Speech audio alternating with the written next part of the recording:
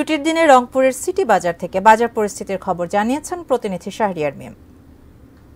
এই মুহূর্তে রয়েছি রংপুর সিটি বাজার এলাকায়। সিটি বাজারে গেল এক সপ্তাহের ব্যবধানে আজ আসলে বাজার পরিস্থিতি কি সেটি আপনাদেরকে জানাবো। প্রথমে জানিয়ে রাখি যে গত সপ্তাহের থেকে এবারের যে আজকে যে বাজার পরিস্থিতি সেটি কিন্তু কিছুটা বেড়েছে, যার প্রধান কারণ হচ্ছে যে রংপুরে গেল এক সপ্তাহ যাবৎ যে বৃষ্টি, সেই বৃষ্টির কারণে সরবরাহ ঠিকমতো হয়নি। এটি কিন্তু এখানকার আড়তদাররা বা এখানকার ব্যবসায়ীরা জানিয়েছেন। রংপুরের সিটি বাজার ঘুরে আমি যেটি দেখতে পেয়েছি যে আজ প্রতি কেজি পেঁয়াজ বিক্রি হচ্ছে 100 টাকা, যা গত সপ্তাহে ছিল 90 টাকা।